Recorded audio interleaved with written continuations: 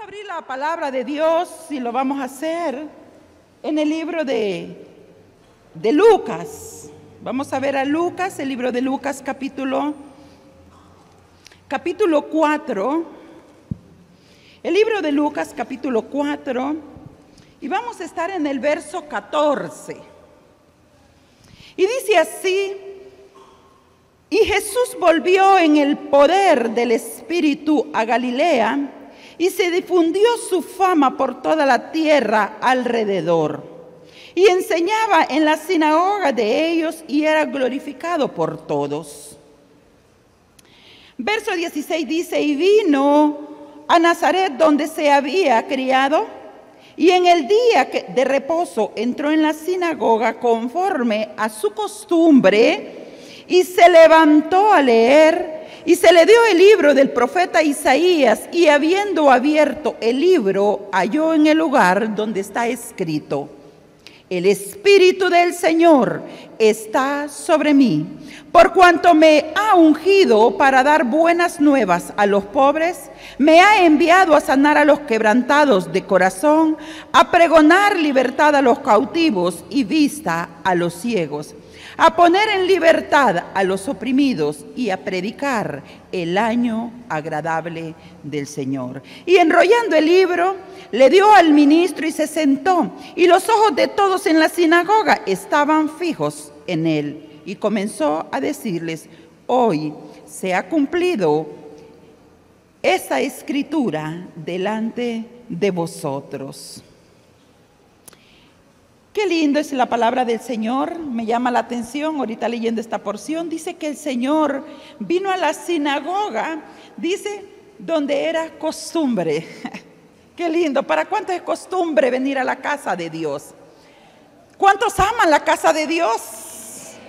¿Cuántos tienen por costumbre venir a la casa del Señor?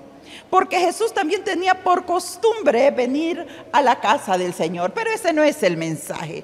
Lo que me llama la atención de este pasaje que dice: y Jesús volvió en el poder del Espíritu a Galilea y se difundió su fama por todo en derredor. ¿De dónde viene esta escritura? Recordemos que Jesús, dice la Biblia, que Jesús fue al Jordán para ser bautizado por Juan el Bautista. Dice que Jesús fue al Jordán para ser bautizado por Juan el Bautista. En esta porción de la palabra nos preguntamos por qué Jesús tuvo que ser bautizado. Y traigo esta palabra porque hoy hay bautismos aquí. Hay personas que van a descender a las aguas bautismales y hoy comienzan una nueva vida en Cristo Jesús. Jesús mismo fue bautizado por Juan. Juan decía: porque viene alguien que es mayor que yo, que es antes que mí, el cual yo no soy digno de desatar la correa de su calzado. Él os va a bautizar con Espíritu Santo y fuego. Pero Jesús viene a Juan para ser bautizado en aguas. Si nosotros conocemos del bautismo, el bautismo en agua es necesario para aquellos que ya confesaron a Jesucristo, que ya recibieron el perdón de pecados. Y ahora su segundo acto de fe público es el bautismo en agua. ¿Y qué significa el bautismo en agua? El bautismo en agua significa morir, porque cuando nos sumergimos en las aguas, entonces todo nuestro ser se sumerge, entonces el hombre viejo dice que queda ahí.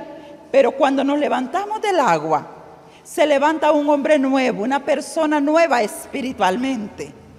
Y nos preguntamos entonces, ¿por qué Jesús tuvo que hacer eso si Jesús no tenía pecado? ¿Se ha preguntado por qué Jesús fue bautizado? Si Jesús no tenía pecado, Jesús no tenía por qué arrepentirse. ¿Por qué Jesús fue bautizado? Jesús fue bautizado porque cuando llega a Juan le dice: no, yo no te puedo bautizar. ¿Usted lo quiere leer eso? Vámonos al libro de Mateo. Vámonos al libro de Mateo en el capítulo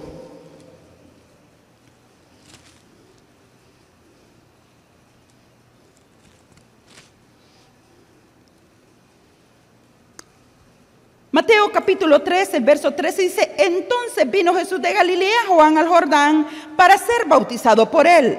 Mas Juan se le oponía diciendo: yo necesito ser bautizado por ti, ¿y tú vienes a mí? Pero Jesús respondió: deja ahora, porque eso conviene que se cumpla toda justicia. Entonces le dejó. Mire qué lindo. Jesús no tenía por qué ser bautizado, porque Jesús no tenía pecado, no conoció pecado. Jesús era Dios, sin mancha, sin pecado, nunca participó de pecado. Jesús estuvo en cuerpo humano aquí, pero sin pecado. Pero Jesús viene y va a Juan y le dice, porque Juan estaba en el Jordán bautizando, trayendo a la gente, llamando a la gente al arrepentimiento. Jesús no tenía nada de qué arrepentirse. Y cuando aparece Jesús en la escena, Juan se asusta y le dice: ¿por qué tú quieres que yo te bautice si yo más bien necesito que tú me bautices a mí? Porque tú no tienes pecado, tú eres Dios. Y el Señor Jesús le dice: deja, para que así se cumpla toda justicia. Mire qué lindo. Entonces dice que Juan dejó. Juan bautizó a Jesús. Entonces, ¿por qué Jesús? La pregunta es, ¿por qué Jesús tuvo que ser bautizado?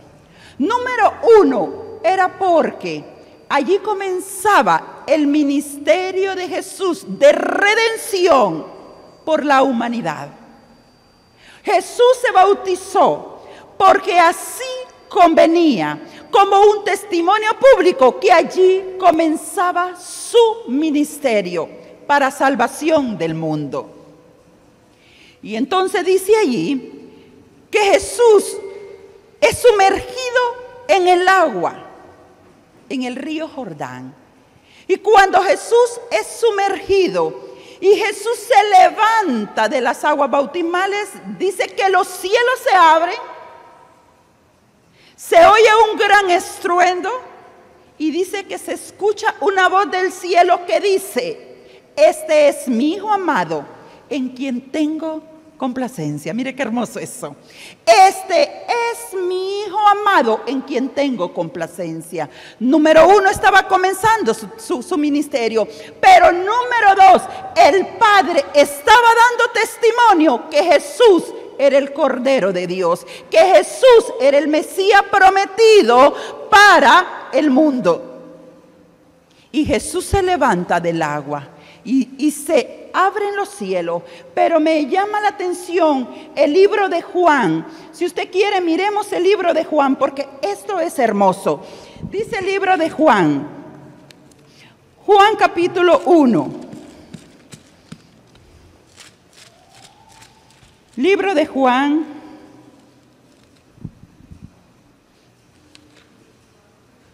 capítulo 1, verso 29. Dice así: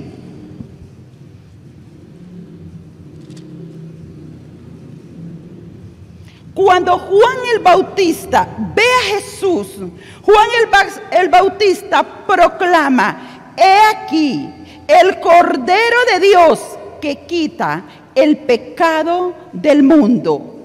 Y dice: este es aquel de quien yo dije, después de mí viene un varón que es antes de mí, porque era primero que yo, y yo no le conocía, mas para que fuese manifestado a Israel. Por esto vine yo bautizando con agua. También dio testimonio diciendo: y vi al Espíritu que descendía del cielo como paloma y permaneció sobre él. Y yo no le conocía, pero el que me envió a bautizar con agua, aquel dijo: sobre quien vea descender el Espíritu y permanece sobre él, ese es el que bautiza con el Espíritu Santo. Mire qué hermoso. Mire qué hermosa esta porción.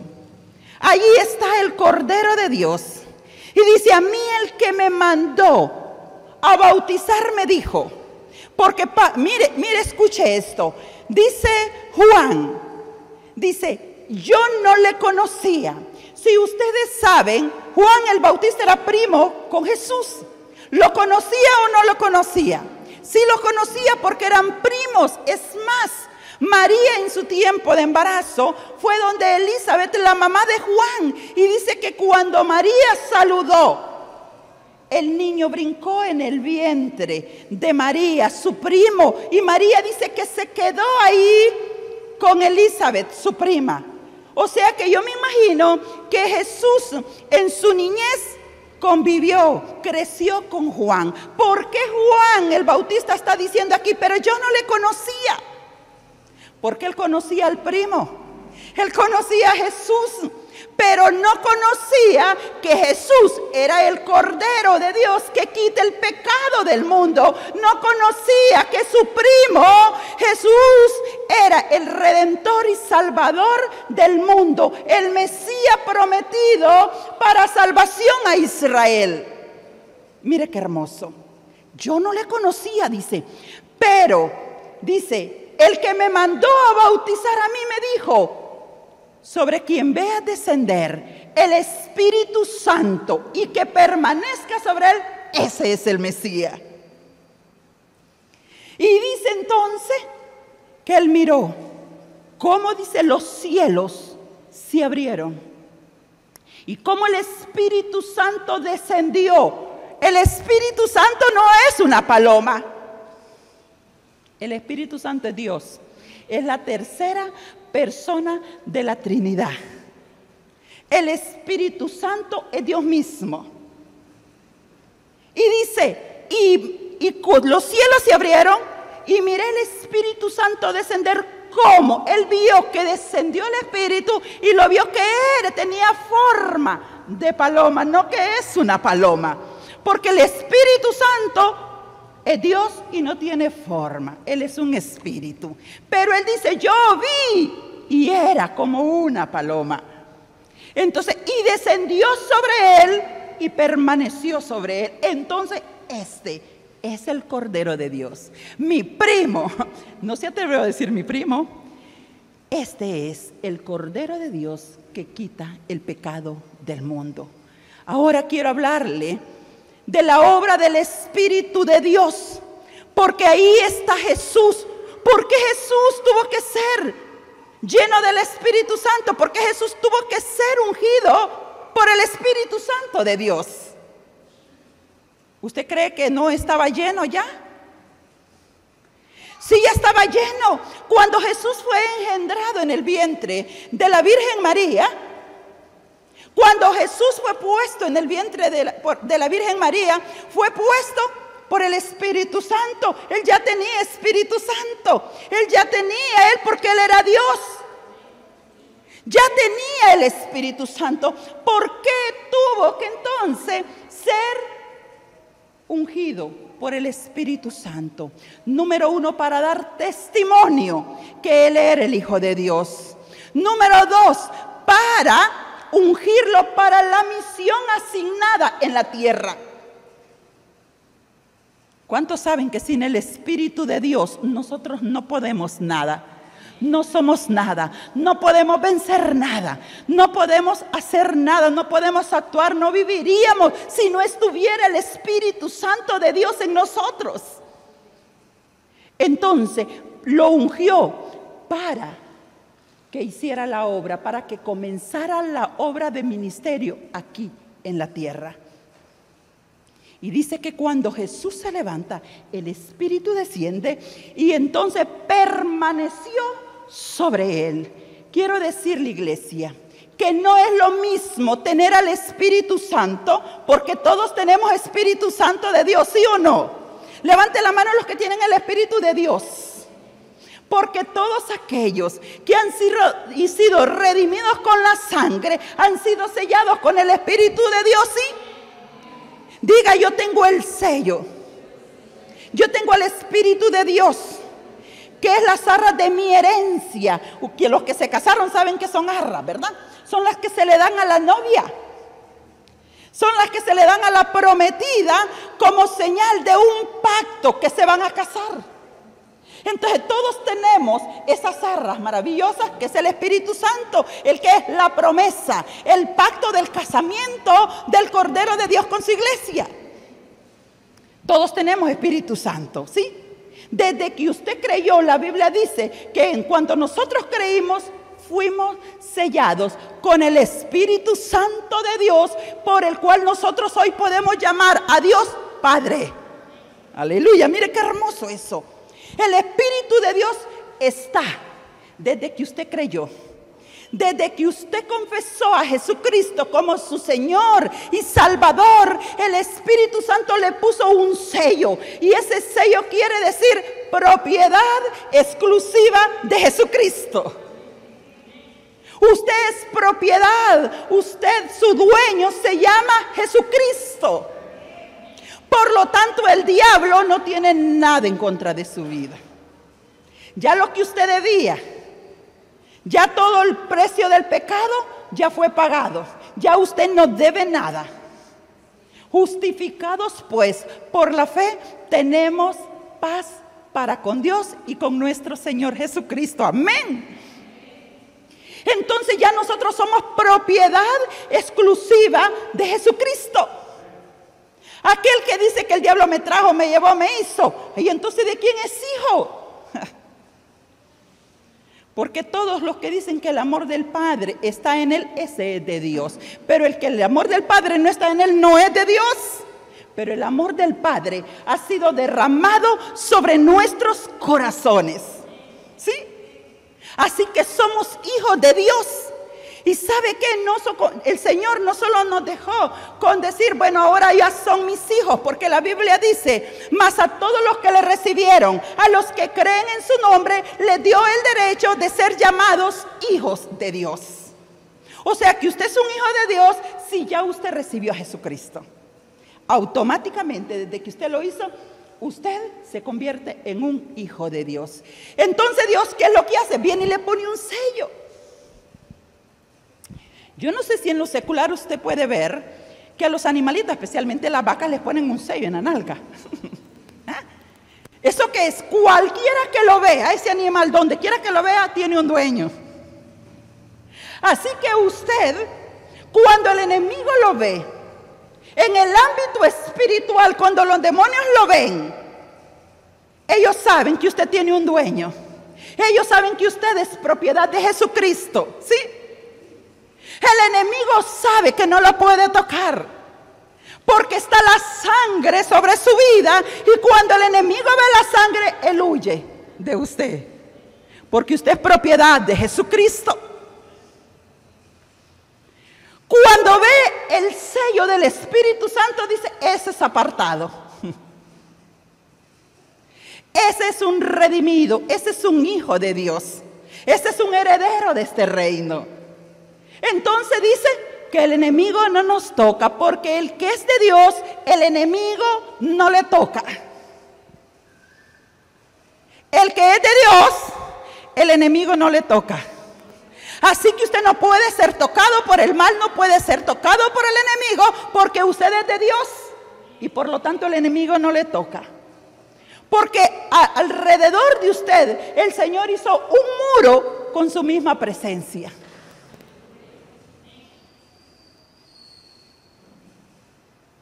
El Señor dice que es una muralla alrededor de nosotros. Usted está escondido, dice la Biblia, con Cristo en Dios, y el mal no le toca. Así que el enemigo no tiene parte sobre su vida, porque usted es de Dios.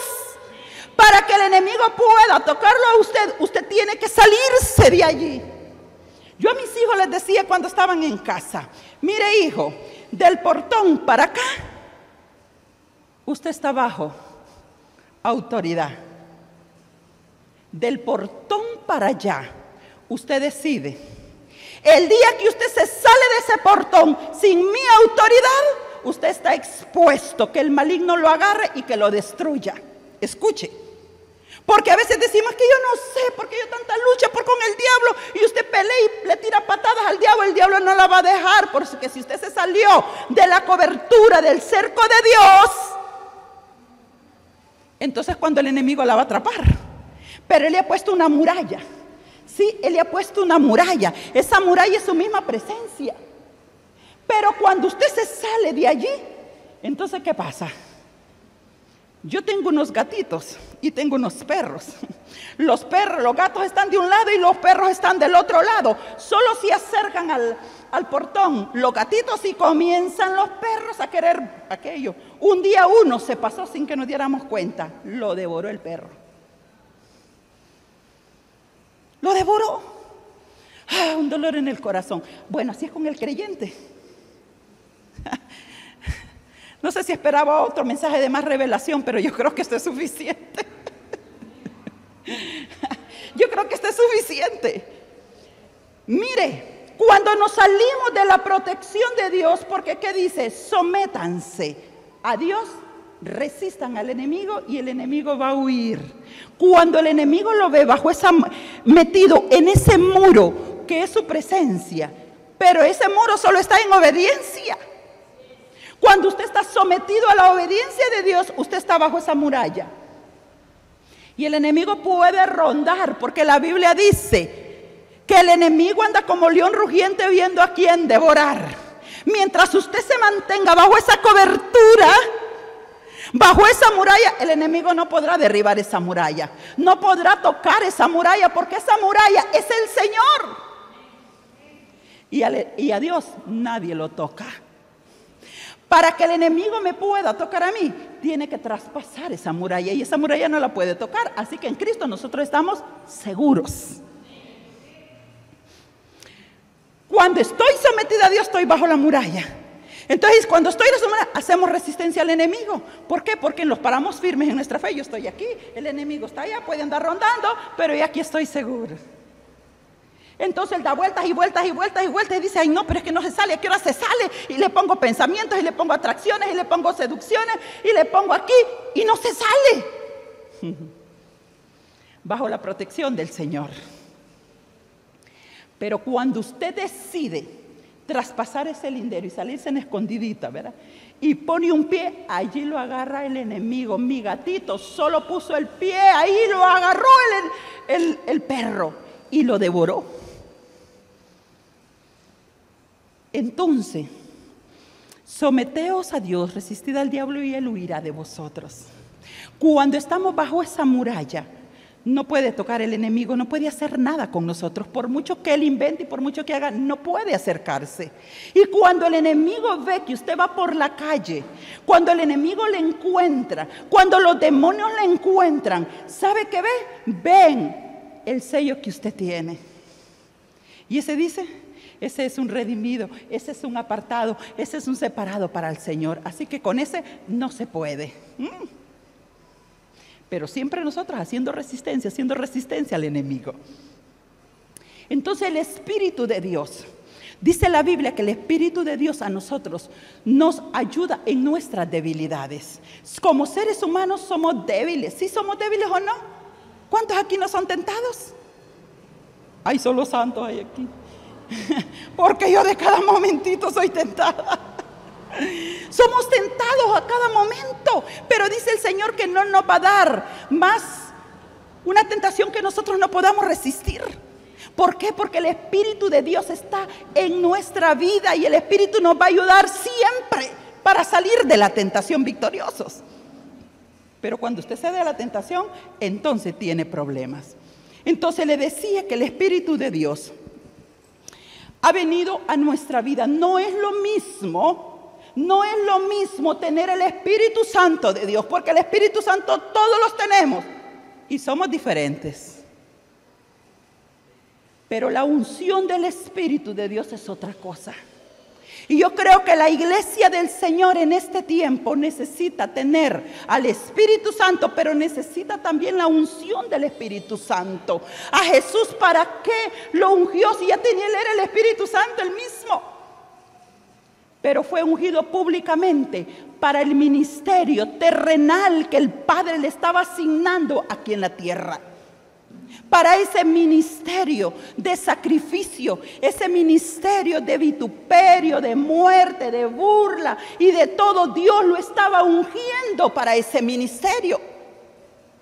Ahora la iglesia de Dios necesita ser ungido con el poder del Espíritu Santo, porque el Espíritu, cuando usted recibe al Señor, es un sello, es una garantía que el Señor va a venir para casarse con usted, como su iglesia a recogerlo.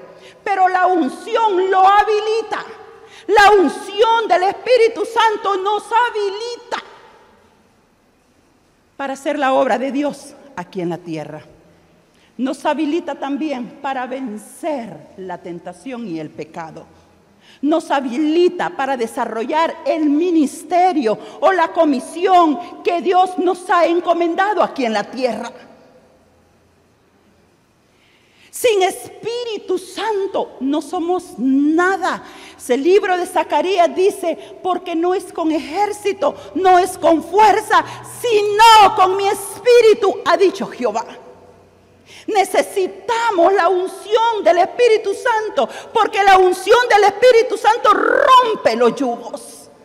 Porque la unción del Espíritu traspasa lo natural. La unción del Espíritu Santo de Dios va mucho más allá de lo natural. Traspasa aquello que es invencible, aquello que parece que no se puede derribar, aquello que parece que es una fortaleza. El Espíritu de Dios tiene el poder para hacer aquello que usted no puede hacer, que en lo natural no se puede hacer. El Espíritu Santo de Dios estuvo desde el principio. El Espíritu de Dios ha estado, porque es el agente creador, es el poder de Dios operando, haciendo todas las cosas en el universo. El Espíritu Santo es especialista en ordenar el caos. Necesitamos como creyentes al Espíritu de Dios en nuestra vida. Esa unción que rompe los yugos en nuestra vida desordenada. Porque así como la tierra dice que estaba en el principio desordenada y vacía, pero el Espíritu Santo estaba moviéndose sobre ese caos. Y vino, y cuando Dios habló la palabra, trajo al orden divino todo. Así el Espíritu Santo, cuando la unción, hemos sido ungidos por el Espíritu Santo, ese poder de Dios está activo dentro de nosotros, y lo primero que hace el Espíritu Santo es ordenar la casa.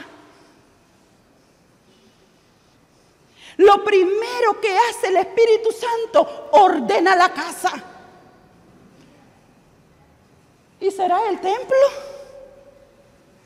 Es nuestra vida, porque nosotros somos el templo espiritual de Dios. Lo primero que el Espíritu Santo ordena la casa. Dios ordena, el Padre ungiría a Jesús para ordenar la vida. No, ya la vida de Jesús estaba ordenada, pero lo ungió para poder, que le diera poder y fuerza para poder resistir todo lo que él iba a vivir en la tierra. Pero a nosotros los creyentes, como venimos con una naturaleza caída, como venimos con un estilo de vida desordenado, lo primero que el Espíritu Santo comienza a hacer es a limpiar la casa.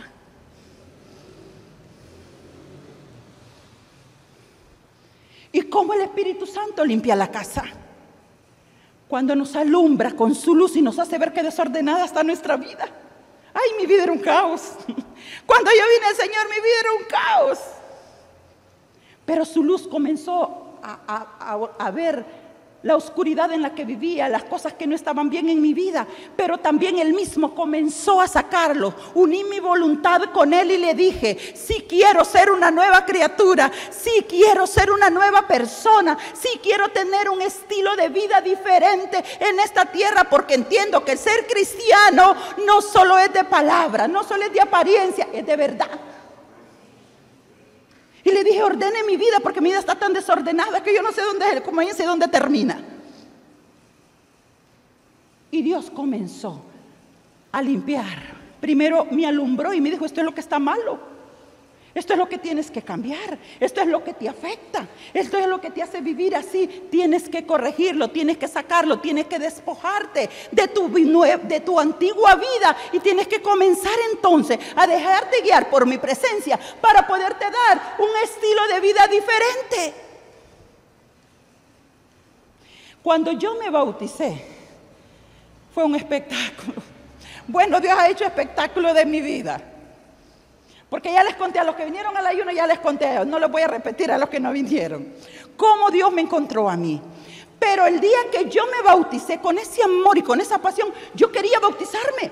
Porque el segundo paso que habla de nuestra fe públicamente es el bautismo. Y yo quería bautizarme porque yo entendí, el que creyere y fuere bautizado será salvo. Y yo dije, yo me quiero bautizar. Y como mi esposo oraba para que yo me convirtiera, estaba tan feliz y bauticémoslos. Y nos bautizamos en una pila que había allí en el altar. Nos bautizamos, mire, ese día no fue nada el día que yo me casé. Ese día yo tenía un gozo, tenía una alegría, había una emoción por dentro, pero habían unos nervios que yo no paraba de sudar, me temblaba todo el cuerpo. Y me decían, tranquilo, solo nos bautizamos los dos. Entonces por una puerta salió él y pues así justo era, y era el templo, y justo yo salí por un lado y mi esposo salió por otro y nos encontramos allí en las aguas bautismales. Dios mío, pero ese día para mí fue algo terrible y bendecido. Tenía unos nervios. Yo solo sé que algo estaba pasando en mi vida, era una expectativa de qué iba a pasar en ese momento que yo me sumergiera y que me levantara de las aguas. Y sabe que ese momento para todo cristiano debe quedar en la historia. Y sabe que muchas veces no le damos realce. ¿Por qué cree que en la iglesia de las campanitas le dan tanto realce? ¿Por qué cree? Usted no ha visto tremendas chupandangas que se hacen. Hay un alboroto que se va a bautizar un niño, sí. Aquí ya no bautizamos niños porque tenemos que estar conscientes de lo que hacemos, ¿verdad? No bautizamos niños, bautizamos gente que ya está consciente de la decisión que está tomando, de lo que significa el bautismo. Pero yo sabía que allí se iba a quedar el hombre viejo. Yo no sé si era que yo lo quería recoger, yo no sé si es que no lo quería soltar o si yo ya quería dejarlo ahí. Pero mire, unos nervios, algo tremendo en mi vida. Y cuando nos encontramos allí, mi esposo dice, tranquilo, si no pasa, tranquila, no pasa nada. Y yo dije, algo va a pasar, algo va a pasar. Me sumergieron al agua. Mire, yo no le miento y vive el Señor, que yo había leído la historia de Jesús cuando Jesús descendió y el Espíritu descendió, se abrieron los cielos y descendió. Yo sentí literalmente que eso pasó con mi vida. Yo sentí de verdad, cuando me sumergieron ahí y yo misma renuncié y dijo, te morís, te quedas ahí. Y cuando me levanté yo sentí literalmente un peso de gloria sobre mi vida. Y había una emoción y había una alegría, teníamos una fiesta preparada.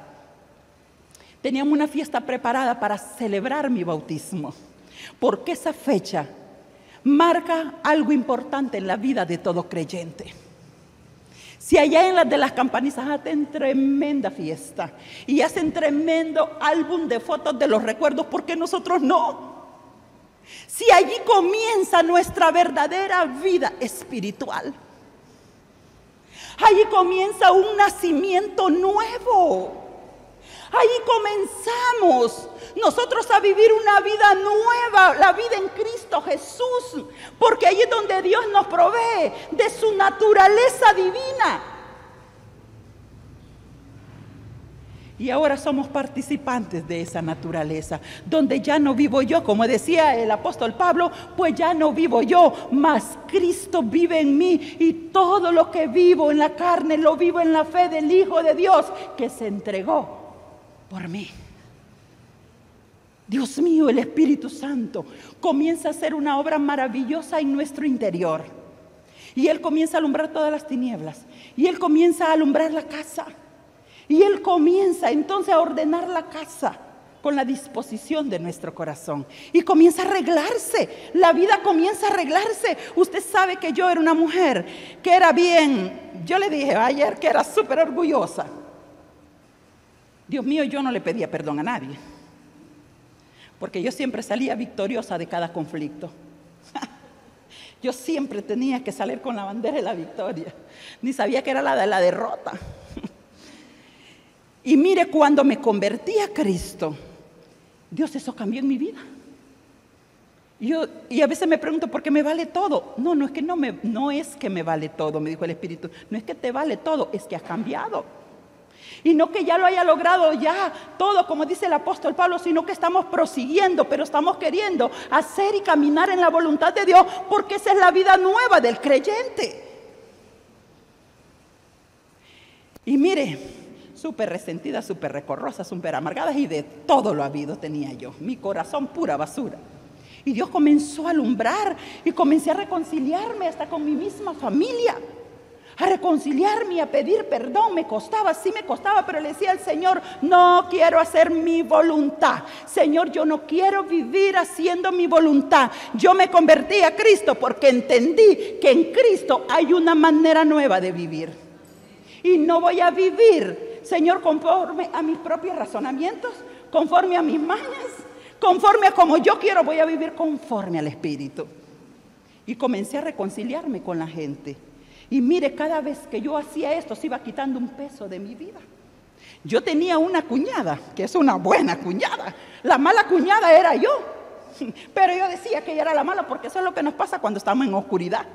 Todos tienen lo malo. Nosotros somos los buenos y nosotros nunca estamos enfermos. Solo cuando Dios nos alumbra nos damos cuenta lo mal que estamos. Y es mi buena cuñada, hoy nos llevamos súper bien y nos reímos de todas esas cosas. Y una vez, recién convertidos, nos convocan a una reunión porque estábamos nos congregamos en la misma iglesia. Y cuando el susto es que yo pensaba que yo era la invitada de honor y ya veo a mi cuñada. Yo dije, ya me voy de aquí. Y oigo al Espíritu Santo, me dice, tú no vas a ningún lado. Tú lo que vas a hacer hoy es pedir perdón. Y yo, pedir perdón, públicamente, Señor, sí, públicamente.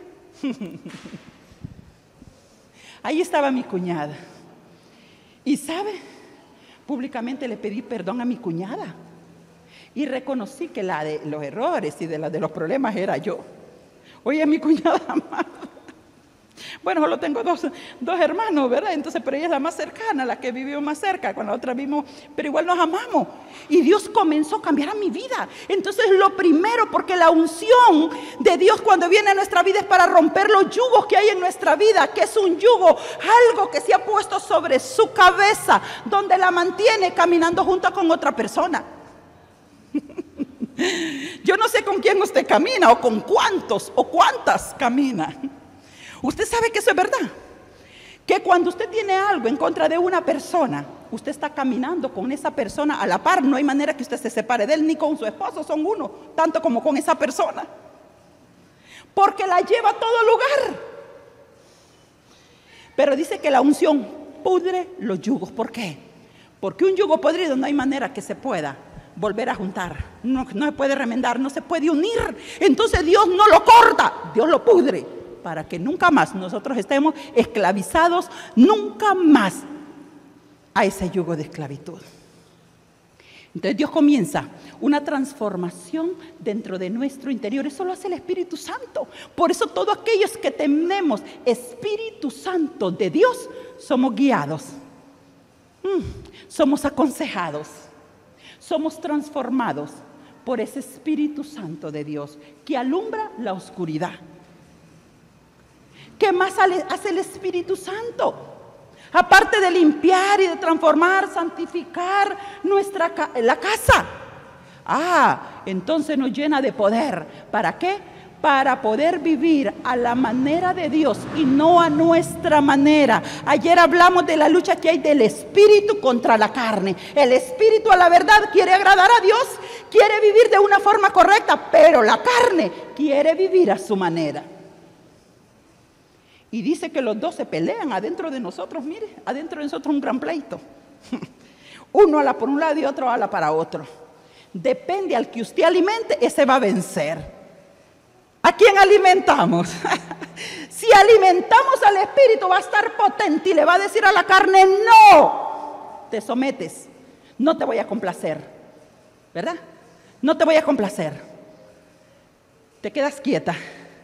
Si hemos alimentado el Espíritu, pero si no, la carne le dirá al Espíritu Santo, ¿y tú qué te crees? No tengo ganas de orar, no tengo ganas de hacer la voluntad de Dios, no tengo ganas de buscar a Dios, no tengo ganas de eso. ¿A quién alimentamos? porque somos producto de lo que tenemos adentro. Entonces el Espíritu Santo nos da la fuerza, nos da el poder, la capacidad para hacer eso. ¿Qué más hace Dios? ¿Qué más hace el Espíritu de Dios en nosotros? Nos da el poder para hacer el ministerio, para trabajar en el ministerio, para ser efectivos en el llamamiento de Dios, para ser guiados, para poder escuchar al Espíritu Santo, decirnos qué es lo que Él quiere que nosotros hagamos.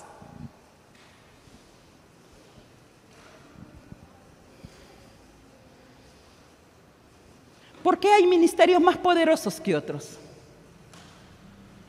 ¿Será que Dios es más bueno con otros? ¿Bendice más a otros? No. Eso depende bajo la unción que usted esté operando. Si usted está operando bajo la unción maravillosa del Espíritu Santo, ahí está Jesús. Y dice, y volvió Jesús, ¿de dónde? Volvió del Jordán para venir a hacer el ministerio que Dios le había encomendado. Y dice, y entonces Él vino. Lo primero que hizo cuando volvió es congregarse. Volvió a la sinagoga como era costumbre. Y vino, dice, y predicó. Y ahí le dieron el rollo del profeta Isaías que decía, porque el Espíritu de Dios está sobre mí, porque me ha ungido el Señor y me ha enviado a predicar buenas nuevas, a sanar los corazones quebrantados, a libertad a aquellos que están oprimidos para el diablo. Mire, el ministerio de Jesús volvió en el poder del Espíritu Santo. ¿Por qué? Porque lo ungió antes de su ministerio. Cuando nosotros queremos un ministerio fructíferos, cuando nosotros queremos hacer la obra de Dios, también necesitamos la unción, porque esto no es porque yo tenga habilidad para hablar. Anoche hablaba con mi nuera y yo le decía, al que Dios llama, a ese Dios capacita. Ella es una mujer que Dios la ha usado desde que estaba mucho más joven que hoy, ¿va? Estaba soltera. Eran líderes de jóvenes, ellos lideraban un sector allá. Y Dios los usaba tremendo con esos jóvenes. No hubo otro, y no porque sean ellos, no había otro grupo como ese. Los líderes que salieron todavía están ahí. El domingo yo vi ese liderazgo que ellos formaron viniendo de Perú, de una misión de Perú. Y sabe, a mí se me salieron las lágrimas porque le dije yo, Señor, ese es fruto del trabajo que mi hijo hizo. Y ahí está el fruto. Me dio tanta alegría ver a esos jóvenes que fueron que ellos lo formaron. O sea, han trabajado en la obra del Señor, no son nuevos en la obra del Señor, a pesar que son jóvenes. Y hablaba con mi nuera y le decía, mire, porque esto no es de que yo quiera, esto no es de que yo sea habilidosa para hablar, esto no quiere decir, no, esto es la pura gracia y misericordia divina que es derramada a través de la unción del Espíritu Santo que nos habilita para hacer la obra de Dios.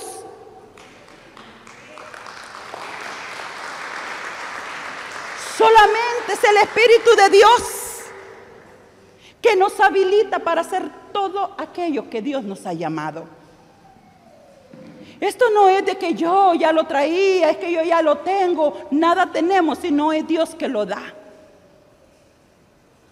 No podemos fluir si el Señor no estuviera aquí conmigo. Yo no pudiera, yo estuviera aquí con que no sé qué hacer, me temblara todo. Claro, me tiembla siempre que me paro, ¿eh? Porque es una responsabilidad tener que hablarle del Señor a usted. Para mí es una responsabilidad asignada de parte del Señor.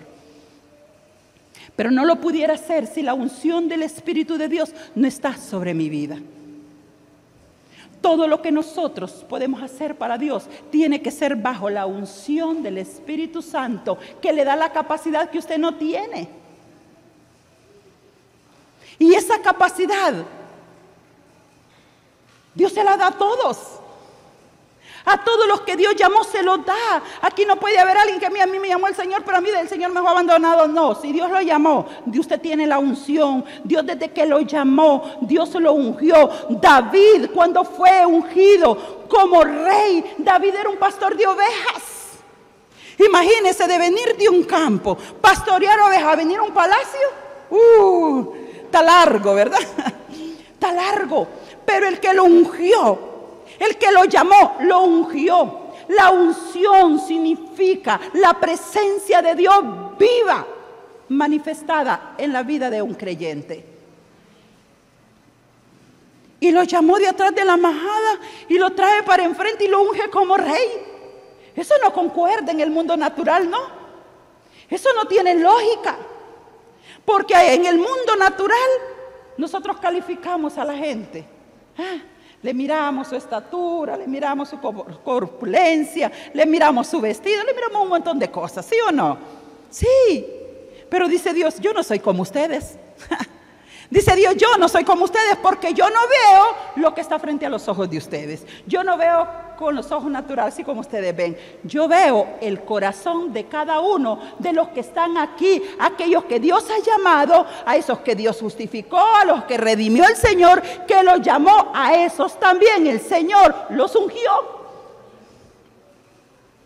A esos también Dios los ungió.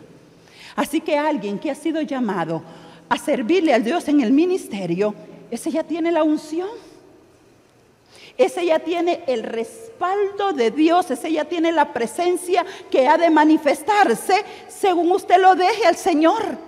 Porque usted podrá decir, pues yo soy ungido, pues aquí voy. Sí, pero esa unción cada día se habilita, cada día se aviva con la búsqueda de Dios. No crea que David fue así, lo ungió el Señor, ahí yo ya soy el rey. No, eso no es así. A David lo ungieron como rey, pero ¿sabe que David no fue rey inmediatamente? David tomó un proceso, bajo esa unción Dios lo metió a un proceso, donde hasta lo quiso matar el rey a el que iba a sustituir. Pero ya estaba determinado que era el rey. David no le quiso usurpar porque estaba bajo esa unción, no quiso usurpar y sacar a patadas a Saúl del reino para quedarse él porque era el rey. No hizo eso. Porque en el reino de Dios no es así que salimos, no es así que se trabaja.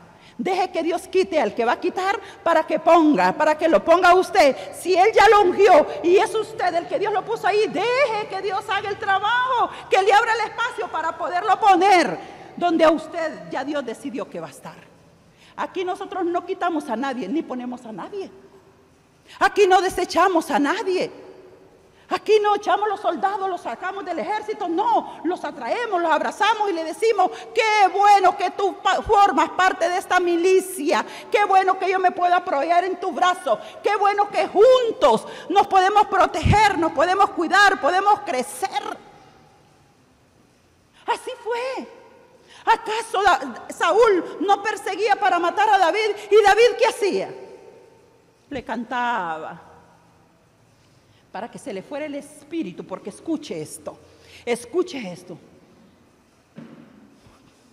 ¿Qué hora va a terminar? ¿A qué hora va a terminar? Ok, gloria a Dios. Entonces, escuche esto. Escuche lo que Dios le va a decir ahora. Saúl era el rey, pero Dios le dijo que por cuanto era desobediente, lo quitaba del reino. Escuche esto. Porque todo el que es ungido es obediente, y el que obra bajo la bendición de Dios, el que es correcto en su corazón y deja a Dios actuar en su vida en el tiempo correcto, mire, ese tiene el trono asegurado. Es mejor que Dios nos ponga en vez de andar buscando ponerme. Porque cuando Dios me pone no hay nadie que me quite. Pero cuando yo me pongo, rapidito me van a quitar. Entonces, este rey, Dios dijo, me pesa haberlo puesto por rey. Fíjese, le pesó a Dios haber puesto a Saúl. Y dice entonces, me voy a proveer uno que sea conforme a mi corazón. Y Dios viene y saca aquel chiquito, aquel pequeño, aquel abandonado, aquel que no era nadie, y lo trae. Y le dice, úngemelo a este, porque este es. Sí, ese que ni el papá tenía memoria de él, ese que ni el propio papá se acordaba que tenía un hijo, le presentó los de guerra, ¿verdad? Aquellos musculosos, aquellos duchos. Pero aquel insignificante dijo, ¿cómo se va a fijar ese? ¿Cómo este? A ese. Y eso es lo maravilloso en el reino de Dios, que Dios no busca los mejores. ¿Sabe qué? A veces Dios busca los peores. Yo le digo, Señor, de verdad que usted busca los peores. A mí me consta. Yo no era la mejor. No soy la mejor, pero me escogió a mí. ¿Y qué? Si me escogió a mí, ¿por qué no a usted?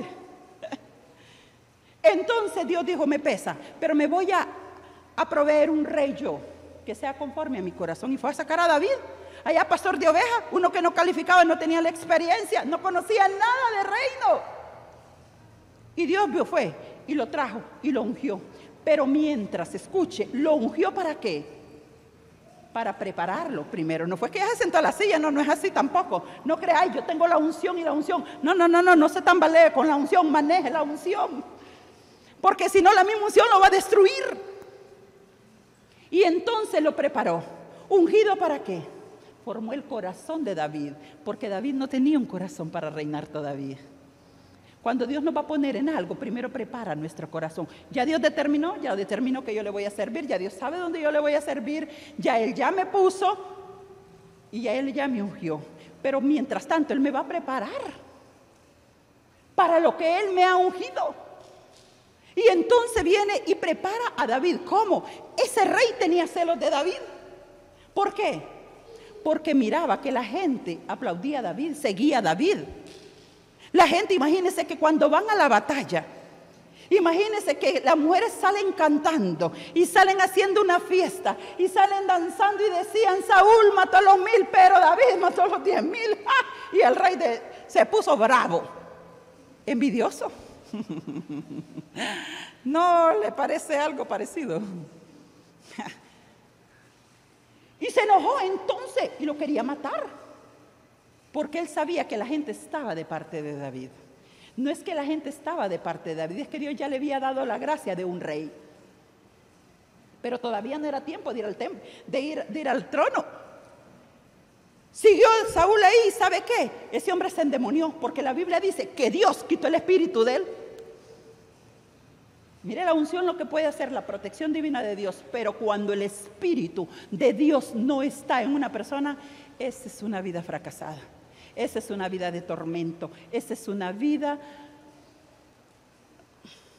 no es vida. Porque dice que Dios mismo le quita el espíritu a Saúl.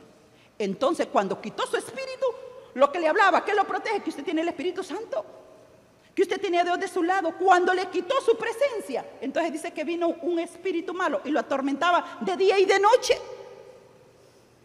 Oh, qué lindo es tener la presencia del Señor, porque nos podemos acostar y dormir tranquilos, aunque solo lo hayamos acostado con café y una tortilla, pero tenemos paz en nuestro corazón, aunque todo esté mal, aunque todo no esté yendo como queremos, pero tenemos paz. El Espíritu de Dios, esa unción, nos hace vivir bajo esa paz absoluta. Y mire, a ese hombre tenía tormento porque un espíritu venía y lo atormentaba. Y dijeron, ¿qué hacemos? ¿Qué hacemos para que este rey tenga? Porque ese rey estaba endemoniado. Porque cuando sale el Espíritu Santo, entonces vienen espíritus malos. Por eso debemos anhelar y retener al Espíritu de Dios dentro de nosotros. Y entonces dice que vino un espíritu malo y la atormentaron y dijeron, ¿qué hacemos? Y decían, miren, llamemos a alguien que sepa cantar, que sepa tocar, un adorador, para que en esa adoración el espíritu malo se vaya, porque los espíritus resisten la adoración.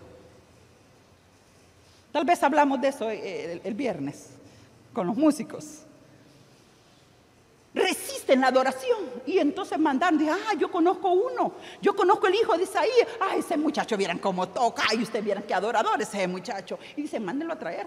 Y lo mandaron a traer y se convirtió. Dice que mientras David tocaba, David estaba ungido. Era tanta la unción que hacía correr al espíritu inmundo. Le quitaba el tormento, porque así es cuando hay adoración en la iglesia. Los espíritus huyen, los espíritus sueltan a la gente es liberada, la gente que está endemoniada salen los demonios, la gente que está atormentada por diversas enfermedades son sanados, porque eso hace la adoración. Y estoy diciendo que eso va a pasar en esta casa. Porque el corazón de los adoradores van a salir, no los cantores, van a salir no los músicos, no, sino los adoradores de esta casa, aquellos que Dios ha ungido con su santa unción para que adoren. Y la gente de este lugar querrá venir aquí, porque aquí será la casa de liberación. Aquí vendrán a experimentar lo que no ha hecho el médico, lo que no ha podido hacer un hospital, lo que no ha podido comprar en una farmacia, porque aquí está la unción de Dios en la casa, no sobre los ministros. Y cuando David, mire, porque sabe una cosa, no le cantaba a Saúl, no adoraba a Saúl, adoraba al Señor. Y yo me imagino que cerraba sus ojos y se iban horas, y él roncaba el rey. Porque la adoración subía al Señor y se llenaba la casa de la presencia del Señor, y entonces el espíritu salía volado. Pero mientras David se iba y dejaba de cantar, otra vez la opresión sobre aquel rey. Tremendo eso. Y ese hombre que David le trajo tanta paz, lo perseguía para matarlo. Mire que dice la Biblia, que David, mientras David estaba tocando, porque David tocaba el arpa, y dice que una vez David estaba cantándole para que el espíritu se fuera. Y el espíritu, ¿sabe qué hizo David? Dice que le lanzó una lanza para clavarlo en la pared. Lea ahí el libro de Samuel, primer libro de Samuel.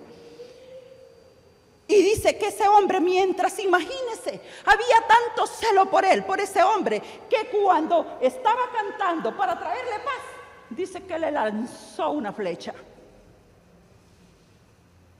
Pagando mal por bien. Solo uno que no es ungido puede hacer eso. Alguien solo puede dispararle una lanza a alguien cuando no está ungido, cuando no tiene la presencia de Dios. Pero un ungido jamás hace eso. Un ungido jamás traiciona. Jamás le mete puñal por la espalda a alguien. Jamás le socava el piso. Jamás murmura en lo oculto. Jamás hace eso. Jamás trama algo allí. No, los ungidos no hacemos eso. Porque tenemos el Espíritu de Cristo, el Espíritu Santo, que no lo queremos ofender con nada. Porque el día que nosotros actuemos de otra manera, ofendemos al Espíritu Santo y se contrista, es como que no estuviera. Somos aquellos que somos fieles, aunque nos sean infieles. Aunque nos traten mal, los vamos a tratar bien. Aunque nos den mal, vamos a dar el bien. Porque la Biblia dice que solamente con el bien se puede vencer el mal. Eso hacen los ungidos. David, como estaba ungido, no le regresó la lanza, fíjese. No le regresó la flecha. No se la regresó nunca. Huía. Mire qué lindo. Huía. Jamás le pagó mal, aun cuando un día, para probar Dios, la unción, lo que él había hecho en el corazón de David, un día se lo entregó porque lo seguía por las montañas. Seguía por días enteros con todo su ejército para matar a un hombre. Los ungidos de Dios, no hay quien los pueda tocar. Con todo su ejército seguía Saúl a David. Y David solo. David no tenía un ejército, solo. Y Dios lo protegía, porque ninguna arma forjada, entienda esto, ninguna arma forjada. Todavía quiere decir eso, que no hay una arma que pueda destruir a un ungido. Porque con ese ungido está el Señor, y el Señor es más poderoso, es más grande que cualquier ejército del mundo. Y perseguía, y un día Dios, lo encuentra dormido, cansado, porque a veces estamos cansados, pero es del remordimiento, de la amargura, de todo lo que andamos en el corazón. Y un día cansado, él y sus escuderos y todo su ejército, dormido en la cueva, y en la cueva estaba David. Y ellos estaban tan dormidos que roncaban y roncaban, yo creo que ya derribaban esa cueva de cansancio. Y David lo tuvo allí. Lo pudo haber matado, y qué victoria para David. No, él era ungido de Dios. Y él dijo, jamás voy a levantar mi mano contra el ungido de Dios. Jamás. Y usted también propóngase en su corazón, jamás yo levantaré mi voz. Jamás levantaré mi mano. Jamás tendré una acción contra el ungido del Señor, porque a ese ungido lo respalda el Señor. Sea quien sea, no crea que le estoy hablando del pastor. Un ungido es todo aquel que vive bajo la presencia divina de Dios. No levante nunca nada, porque ese es un arma en contra suya. Y viene David y lo tiene allí, y Dios se lo puso ahí, porque fue Dios. Dios nos da la oportunidad de venganza, amados. Sí, hay veces que Dios nos entrega a nuestros enemigos, pero no son nuestros enemigos, porque David jamás vio a Saúl como su enemigo, lo vio como su amigo, lo vio como su rey. Y dijo, jamás yo levantaré mi mano contra el ungido. Cuando él le decía, David se expresaba sobre él, le decía, rey mío, padre mío. Mire qué lindo. No le estaba pagando el mal por el mal, le daba bien. Y la Biblia dice que nosotros tenemos que vencer, porque no hay mal que no se pueda vencer con el bien. Todo mal, por muy grande que sea, con el bien se va a vencer. Yo he experimentado eso. Y esa es la victoria buena, cuando Dios es el que pelea por nosotros. Por eso el Señor dice, no se venguen. Ustedes mismos no se venguen, dice el Señor. No den lugar ustedes a la venganza. Déjenlo todo en mi mano, porque yo soy el que ejecuto la venganza. Deje todo en las manos del Señor. No importa qué, quién, cómo, dónde, no importa. Déjeselo en las manos del Señor. Y ahí está el enemigo en las manos de David. El perseguidor ahí está en las manos de David. Y David dijo, jamás yo voy a hacer eso. Nunca tal cosa haga yo, mejor muera. ¿Y sabe qué hizo? Para demostrarle que él era bueno, le cortó la puntita de su manto para que darle evidencia, ¿va? Y se fue. Si lo había perseguido, pero por tiempo lo había perseguido, era el momento de quitárselo de encima. No, David dijo, no, yo no me voy a vengar. No, yo jamás haría si yo soy ungido, yo tengo un corazón como el de Dios. Por eso Dios dice que vio a David con un corazón conforme a su corazón, porque Dios no es vengativo. Dios no es vengativo, y eso es lo lindo de tener a Dios como nuestro Dios, que no es vengativo. Y qué lindo que usted y yo podemos tener su naturaleza divina. Puedo ser como Él, aun cuando mis enemigos me maldicen, yo puedo bendecir. Porque Jesús dice, cuando te maldigan, no pagues mal, bendice. Si tu enemigo tiene hambre, dale de comer. Si tiene sed, dale de beber. Si necesita ayuda, ayúdalo. Mire qué lindo eso. Porque Dios no va a enfermar nuestro corazón. Si Dios dijera, véngate de tu enemigo, ¡oh!, ojo por ojo, diente por diente. No, dijo Jesús, yo digo que eso no es así. Perdona a tus enemigos. Y ahí estaba David perdonando a su perseguidor, porque no era su enemigo, era su padre. Él le decía, padre mío. Y cuando, acuérdase, sube, dice allá al lugar alto, y comienza a decirle, padre mío, rey Saúl, no es tuya esta espada, porque le llevó la espada, lo dejó desarmado. El bien desarma el mal. Yo digo, no hay cosa tan bella, ver la venganza de Dios. Y uno a veces le dice, Señor, no se vengue. No me vengue, déjelo, solo tenga misericordia, ¿verdad? Solo traiga los arrepentimientos, sáneles el corazón, punto. No quiero venganza. Y Dios dice, qué lindo, tienes mi corazón, tengo contentamiento contigo. Esas son las acciones que cambian el mundo. Eso es lo que nos hace vivir en paz. Eso es lo que nos hace vivir como hermanos, soportándonos con paciencia, amándonos, respetándonos, valorándonos como somos, mirándonos como Dios nos ve. Ya termino, hermano. Ya termino, hermano. La unción nos cambia. La unción nos cambia, porque es el poder de Dios fluyendo, activo en nuestra vida, dándole la capacidad que no tenemos. Alguien podrá perdonar. Usted ve en el mundo que la gente puede perdonar, no puede perdonar. Y dicen, no, me lo hicieron a mí, el orgullo herido. No, aquí no hay orgullo con el Señor. Dicen, Señor, no, yo quiero tener su carácter, yo quiero tener su corazón, quiero ser como usted. Que aun cuando lo crucificaron, usted dijo, los perdono porque ellos no saben lo que hacen. Solo vemos que Satanás usa a las personas y a las personas más amadas para hacerlos daño. La unción nos cambia. Y eso es lo lindo del Espíritu Santo. Y dice que la fama de Jesús se difundió. ¿Por qué? Porque Jesús era diferente. ¿Y qué fue a hacer Jesús? Iba predicando. ¿Con qué predicaba? Con su ejemplo, predicaba. Los fariseos acaso no murmuraban, no lo querían matar, no lo confrontaban. ¿Y sabe qué? Les enseñaba. ¿Por qué ustedes están pensando eso de mí? No tenía venganza de ellos, los amaba, que por ellos estaba aquí el Señor.